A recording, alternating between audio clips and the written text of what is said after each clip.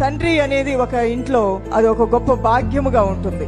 నాన్న ఉన్నారు, అన్ని చూసుకుంటారు, నాన్న కష్టపడతారు, సంపాదిస్తారు, నాన్న ఉద్యోగం చేస్తారు, ఇంటికి తీసుకొస్తారు అనేది తండ్రి యొక్క పాత్ర ఎంతో అద్వితీయమైనటువంటిది. కానీ ఆ తండ్రి కుటుంబాల్లో లేకపోతే ఆ స్థానాన్ని భర్తీ చేస్తాడు పరలోకపు తండ్రి.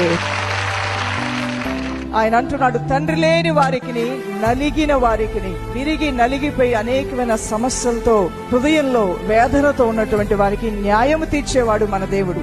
నాన్న లేరేమో కొందరికి, నాన్న నువ్వు పుట్టగానే నువ్వు ఇంకా కళ్ళు తెరవక ముందే, నువ్వు ఇంకా అవగాహనలోకి రాకముందే నాన్న చనిపోయారేమో, కొంతమందికి అమ్మ చనిపోయిందేమో, లేదంటే నీ తండ్రి ఉన్నప్పటికీ విడిచి వెళ్లిపోయిన సందర్భాలు, కుటుంబంలో కొన్ని ఇబ్బందులు కలహాల వల్ల అమ్మ నాన్నలు చిన్నప్పుడే విడిపోయారేమో, నువ్వు ఎవరో ఒకరి పేరెంట్ సంరక్షణలో నువ్వు పెరుగుతూ ఉన్నావేమో.